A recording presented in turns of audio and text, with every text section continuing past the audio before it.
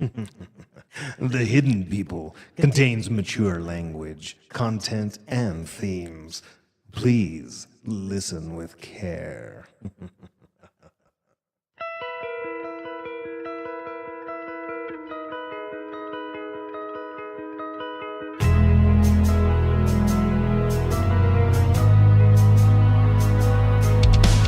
Time goes by, Yet nothing seems to change.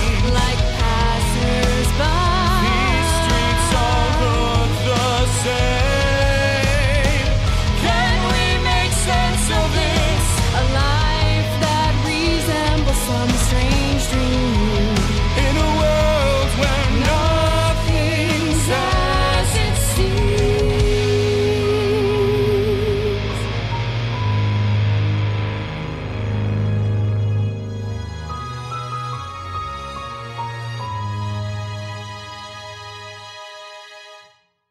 Dayton Riders Movement presents The Hidden People, starring Jordan Lopez, Stephen Gogol, Sean Gunther, Xander Hildenbrandt, Emily Kallenberg, Stephen Kallenberg, and Luna Madison.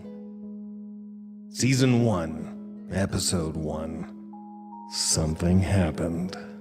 Written by Chris Burnside, directed by Chris and Megan Burnside. Also starring Sarah Amar, Jenny Hawley, and David Senator.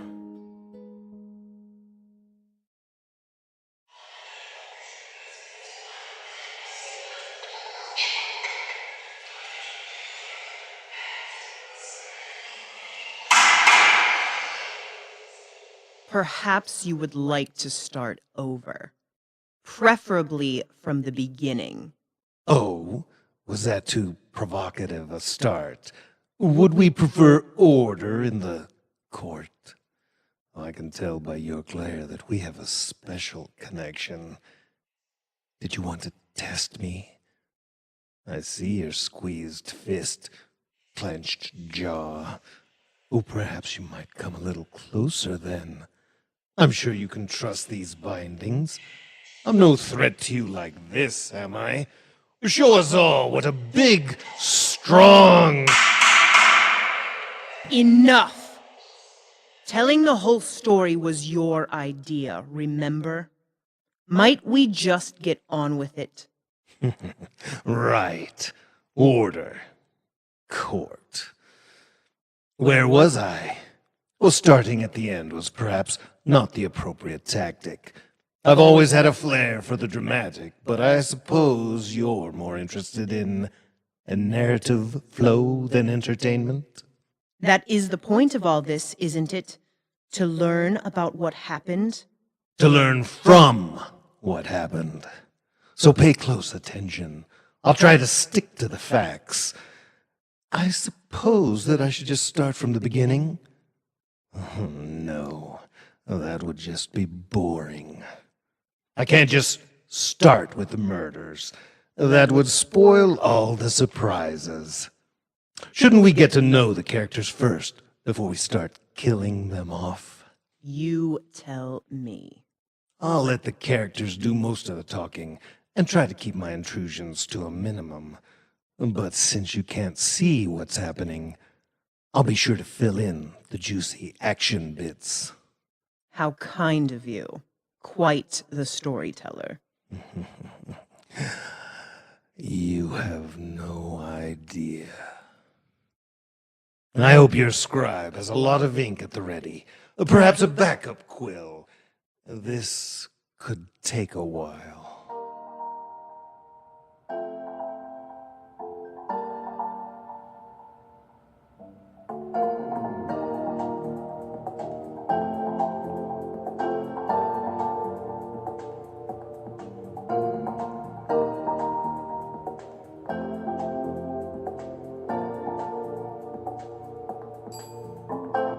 Welcome to Soundscapes. Feel free to play any of the instruments on display. Meet Alfred. His current dead-end job is this monstrosity of a music store. He spends 40 hours a week tuning guitars and selling drums to grandparents who hate their children. This story isn't about him, which is good because he's obnoxious. He goes by Alfie, in case you needed proof of that. They were laughing as they came in. Hey, Nissa, I think they saw your sign. It's not my sign. I just appropriated it. That one is Nissa. For some reason, she's friends with Alfie, along with being his boss. Also fancies herself a hacktivist. Her drive and passion for social justice are commendable, but they'll also prove to be her undoing soon. This story isn't about her either, though she's not nearly as insufferable. Hey, it's Mackenna. You're late, Mac. Did you see that sign out there? Ah, Mackenna. This story is about her, mostly. It's like one of those light up road signs for construction, but it says suburban potholes get more funding than inner city schools. I assume this is your handiwork, Nissa? Don't deflect with flattery. Your shift started a half hour ago. You now get to clean the bathrooms. And of course, I hacked the sign. Well, I am sure your hacked sign will bring about much social change. Overprivileged road construction pisses me off. Is it the road construction that's overprivileged? Do you want to clean the bathrooms? No, Master. Sorry, Master. Bad Alfie feels. Which one of the Muppets is that supposed to be? Yoda or Schmeagol? Smeagol is not a Muppet. What the hell is wrong with you? In what way is a computer-generated hobbit like a felt-covered puppet? And the way that they're both stupid. This should not be interpreted as taking his side, but we did watch all of those movies together. Under duress. You cosplayed Rey at the midnight showing of Last Jedi. That's just how I dress. You have a picture of Daisy Ridley as your phone's lock screen. Oh, look. Now you're both cleaning the bathrooms. Tragic.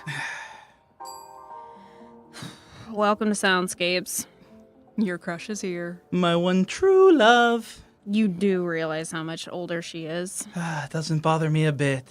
Age is just a social construct. You're a social construct. I was backing you up, dumbass. She doesn't care about you. She only comes in here to play the piano.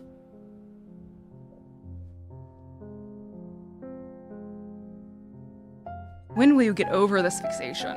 When she plays me like that piano. Gross. Oh, I may vomit. Oh, do it in the bathroom and make Alfie clean it. Hey, at least I was on time for my shift. He's right. Why were you late? I woke up exhausted. It's like I didn't even sleep last night. And I'm all sore, like it worked out. Maybe you went sleep jogging. Oh my god, if I could work out while unconscious, it would totally be worth the exhaustion. It wasn't anything else. You're taking your medicine? Yes, Mom. No more depressed or anxious than usual. I'm disinterestedly hovering between numb and zombie. Nissa?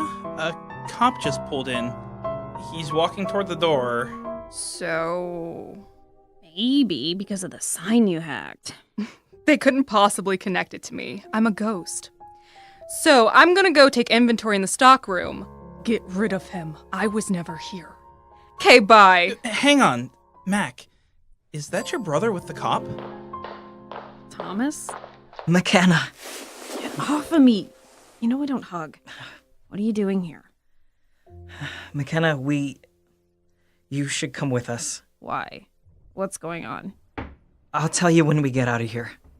I'm at work, Thomas. Sorry, I got caught up in the moment. That's Thomas, Mackenna's younger brother. He's the perfect one. You know the type. After college, he moved a few towns away, but still visits his parents dutifully. Sadly for him, he didn't move far enough. You can go, Mac. We can cover for you. I can clean the bathrooms. No worries. Thanks, Nissa. Hey, Alfie. She probably won't be back today. What the hell is going on? It's about Mom and Dad, okay? Just trust me. It's fine, Mackenna. Go. Come on. Okay, sure. We'll need to put my bike in the car, though. We can come back for it. I left my truck at the station.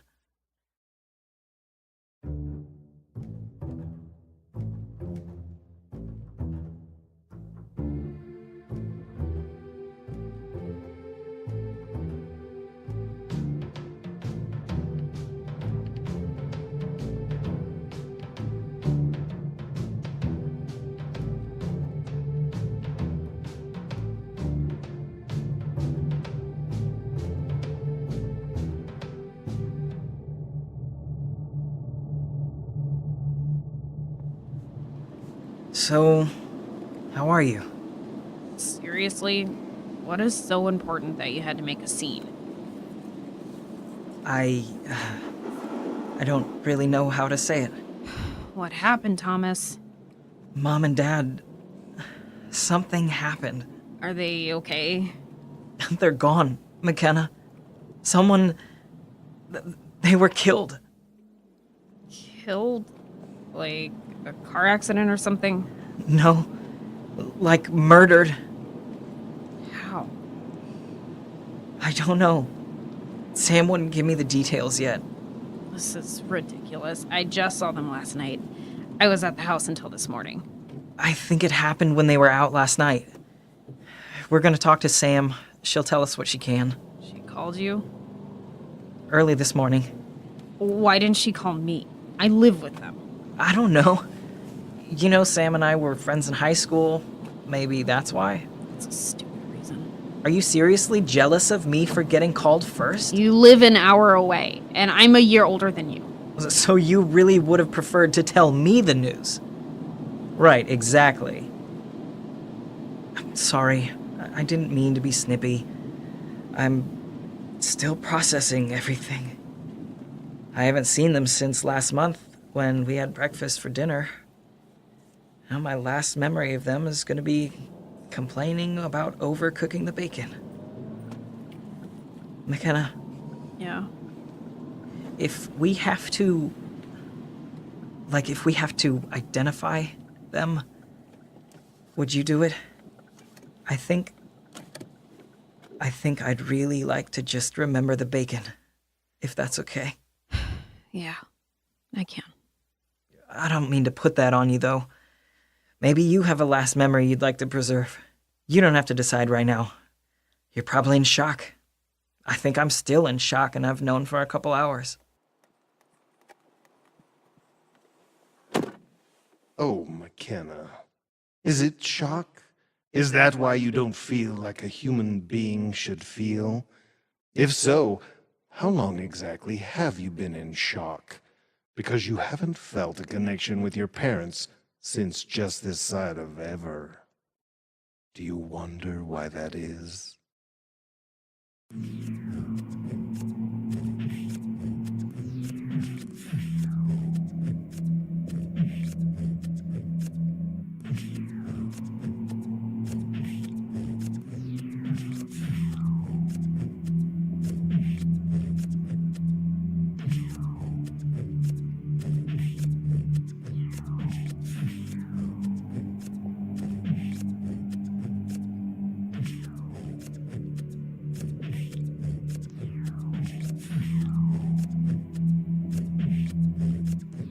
Where is she?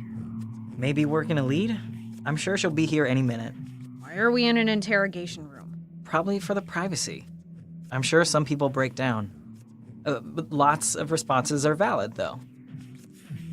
Yeah.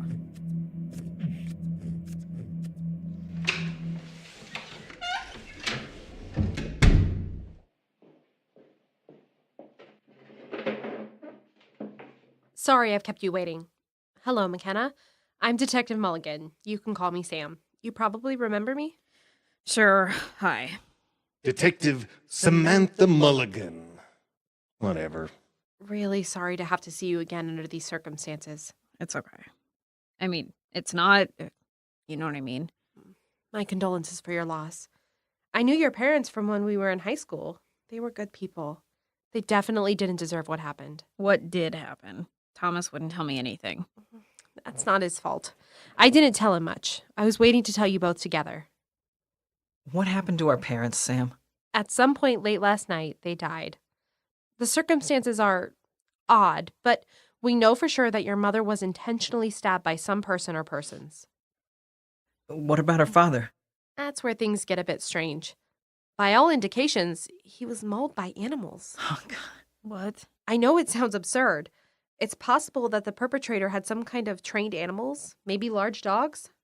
Does that happen? It certainly doesn't happen here. Unlike all the other suburbs plagued by dire wolves. You sure about this? At this point, we're not sure of much. The medical examiner will be reporting to me as soon as she finishes. We hope to have more information then. I can't believe this. How does someone get mauled by animals in the village? It's 3 restaurants, a theater, and an antique shop in the middle of a suburb. Why would you think they were killed in the village? Yes, McKenna. Why would you know exactly where they were killed? They left to see a show. They usually go for drinks at that bar down the street. Did it happen somewhere else? No. Actually, that's pretty much exactly where it happened. Do you have any other leads? I was hoping the two of you could help me out with that. Just give me a little more information to point us in the right direction. It won't take long, and then you can go home, call friends and family. Sure, of course, we can do that. Yeah. When was the last time you saw your parents? It's been about 3 weeks for me. I saw them yesterday. And you live at home? Yes. They left to get dinner and then see a show. I assume they went for drinks. Like I said, that was usually what they did. Was anyone else with you? My friends were over, Nissa and Alfie. Your friends also spoke to your parents? I think so. What time did your parents leave? About 6, maybe. I'm not sure. Nissa probably remembers better. She's detail-oriented. Who usually drives when they go somewhere together? My dad. Where did they usually park? They always use the big lot on the block behind the restaurants. It's always empty. Yeah, our dad hates parallel parking. Did you find it strange that they never came home? Nissa and Alfie left around 10. They had to open the store this morning. I went to bed a little later. I assumed they came home while I was asleep. You didn't notice them missing this morning? My room is in the basement. I have a separate entrance and I ride my bike to work, so I usually don't see them or their car on weekends. You usually don't see them the entire weekend? We're not close. You live in their basement. So? McKenna just isn't super social with him. It's not out of the ordinary. Okay. Were they acting normally yesterday? Seemed normal to me. Not agitated or nervous? Now that you mention it, no. They seem normal.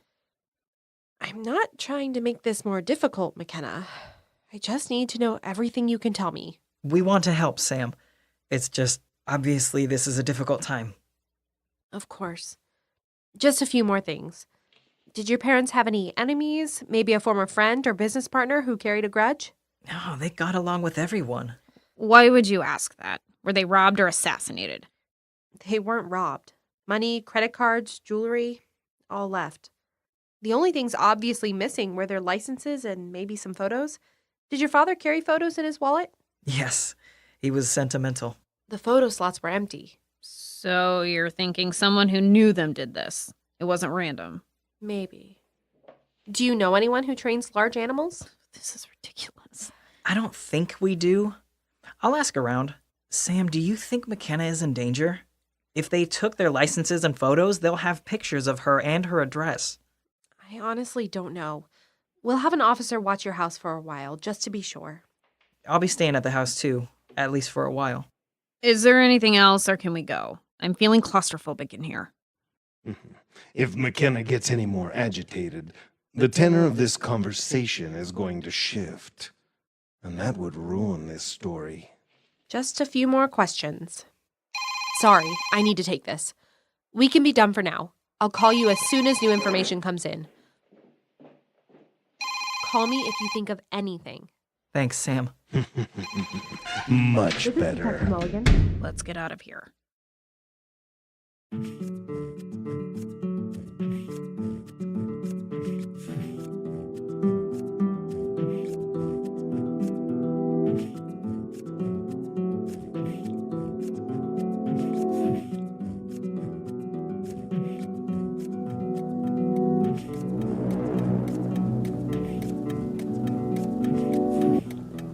What was that about back there? What was what? Why'd you give Sam so much attitude? My parents just died. I get a pass for being rude. My parents died too, you know. Not a competition. I know that when things get overwhelming, you bail. But you can't run from this. We need to be adults.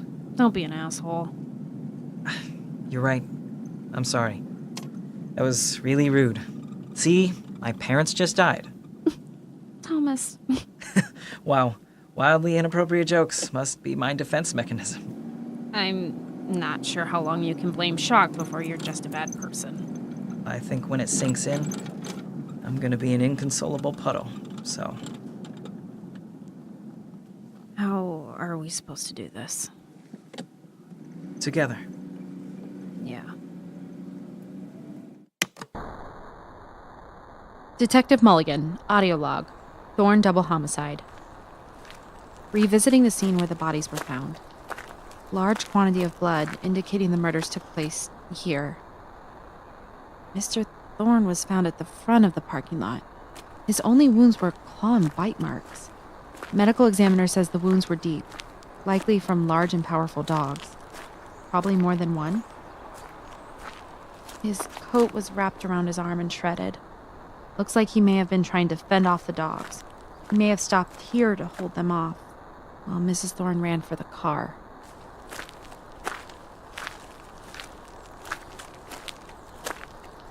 Mrs. Thorne was found beside the car deeper in the parking lot. The contents of her purse were spilled out. Her car keys were in a side pocket. No valuables were taken from the purse, so she probably dumped it out herself. Mackenna said that Mr. Thorne did most of the driving, so it's likely that Mrs. Thorne was unable to find her keys in her panic. Mrs. Thorne was stabbed twice. Stabbed is more of a euphemism here. The first blow passed completely through her chest with enough force to exit out her back and shatter the car window behind her. The second blow entered through her left shoulder and nearly cut her in half. The wounds were completely clean with no hesitation or resistance, so the weapon must have been incredibly heavy and sharp, wielded by someone very strong. The angle of the second blow would imply someone much taller than her, which would make sense with the strength. However, the first blow was straight on, no upward angle like an underhanded strike, so either a tall killer knelt down for the first strike, or the weapon itself provided the height? Some kind of long axe or spear? Who kills an engineer and her husband with dogs and a polearm? Check records to see if we've ever arrested a violent Dungeons & Dragons cosplayer.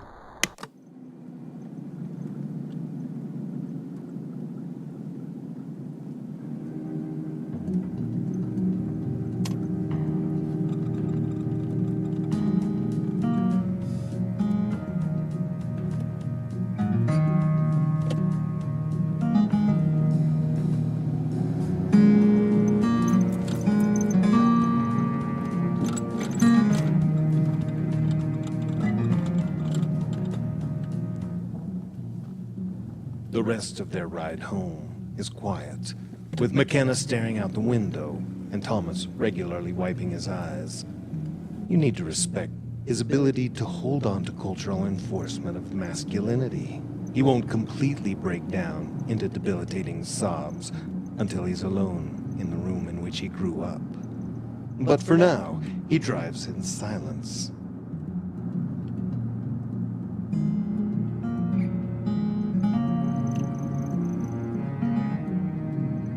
Mackenna watches the scenery pass. As she shifts her focus to her own reflection in the glass, it smiles. Her hands reach to her face, touching her mouth, which is very much not smiling, as confusion furrows her brow. It's weird, isn't it? What? It's nothing. I just mean being back here, knowing that, it's weird. Right. Yeah.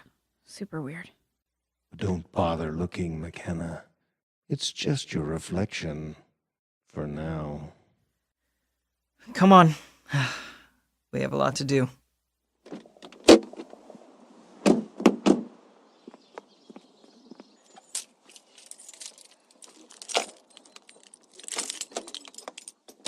We have to make a lot of calls. I was thinking we call Aunt Glenna first. She can call the rest of the family. I don't know if I can re-explain it to every relative. That's a good idea. We also need to talk to their attorney, see if they had a will, maybe insurance. Are we supposed to call them? I don't know how this works. We can probably just look online, find a checklist. Right. How did people know what to do before the internet? I think they just called people and asked for advice. Probably a mixed bag of information. So, basically the internet. Not an inaccurate comparison. You should call your friends. Their shifts end soon. Yes, so you should call them. No, because then they'll want to come over. Of course they will. I don't want to deal with that right now. I hate to break it to you, sis, but we're gonna deal with a lot of people wanting to console us. You can't hide from it. I've turned hiding into an art form. Just call them. How do you think they'll feel if they first hear about it on the news? You're the only person under the age of 50 who watches the news. Stop deflecting. Call them. Fine. I'll text them. Yeah, and after you type it out and stare at it for 5 minutes, you'll delete it and call them. That's not something you can just type. You're underestimating my powers. Call them now, or call Aunt Glenna. Dialing.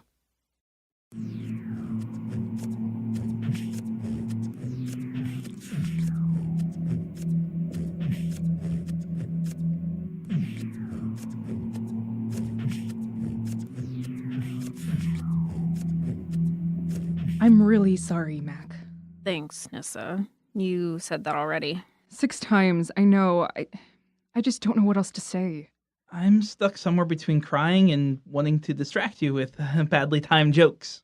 All your jokes are badly timed. Hey, get your shots in now. Today is like the purge. Anything goes.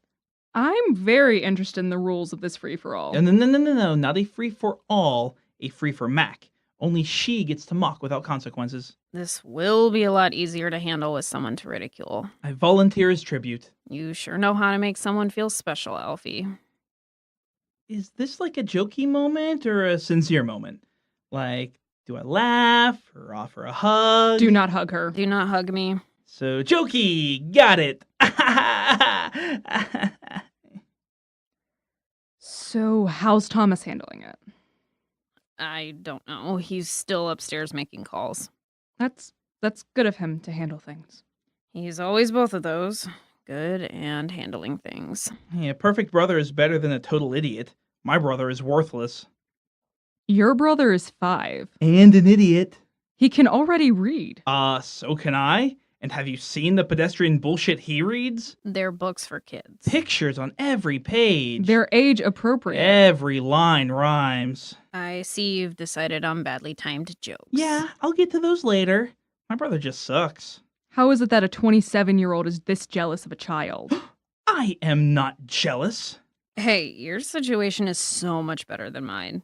Thomas is only a year younger. He was always around. You only need to put up with your brother when you want to. Whatever. Defend the oops, baby. As opposed to your parents' deliberate plan of having you at 17? Nissa, please observe the rules of the purge. As opposed to your parents' deliberate plan of having you at 17. I may not have thoroughly thought through these rules. Mission accomplished. Alfie's bad jokes 1. Mac's family tragedy 0. I'll be right back. I need to use the bathroom.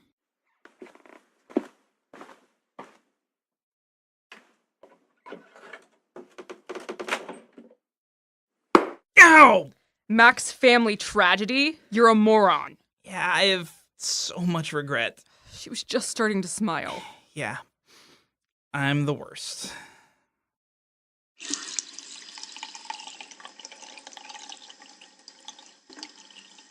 Ow! Mac's family tragedy? You're a moron. Yeah, I have so much regret. You can do this. You can do this. Can you? Reflections are tricky things. The mirror shows our reflection, but it is not who we are. It is the inverse. And when your reflection in the mirror talks back, I'm watching. What the fuck? I'm waiting. This isn't happening. I am more real than you are. I'm losing my mind. 2 down.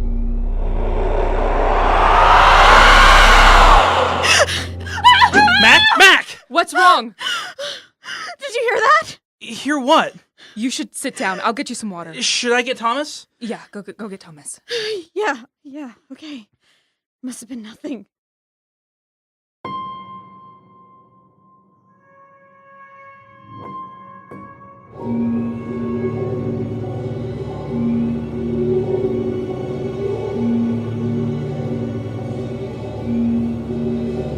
less than a day earlier, Mackenna's parents are walking back to their car from the bar.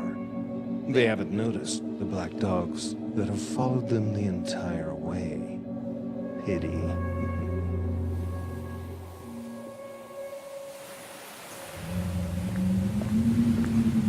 You're okay to drive? I'm fine. It's not like we live far away, and I only had 2 drinks. I see you're not counting the 3 Shirley Temples. You know they're my obsession. Sometimes I think you love Grenadine more than you love me. Who did I take to the theater tonight? Shirley Temple or you? Would we say you took me? I paid. I drove. Fair point. We're a good team. It's really windy tonight. You want my jacket? I'm wearing my own coat, Bobby. It's not too cold, just windier than usual. Oh my god, that dog is huge. Keep walking. It will just... Holy shit, there's 3 of them. Call the police. They're advancing. Get to the car. You can't just... Run!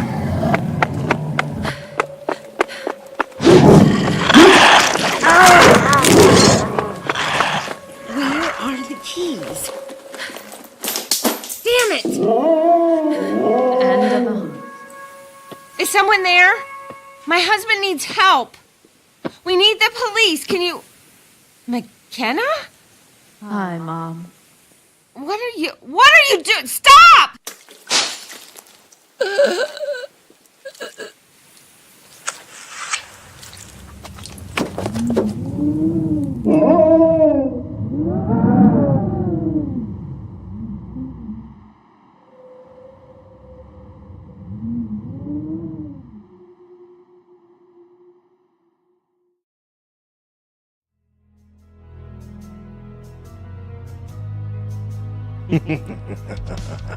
Dayton Writers Movement presents The Hidden People. Executive producers Chris Burnside and Megan Burnside. Producers Alexa Fett Fisher, Stephen Kallenberg, and Jordan Lopez. The lead writer Chris Burnside. Story by Anna Adamy, Chris Burnside, Megan Burnside, Alexa Fett Fisher, Stephen Kallenberg, Jordan Lopez, and Carrie Zahn. The sound engineer was Dan Sievers. Sound design and score by Katie Seaton. Theme song and additional music by Michael Yates.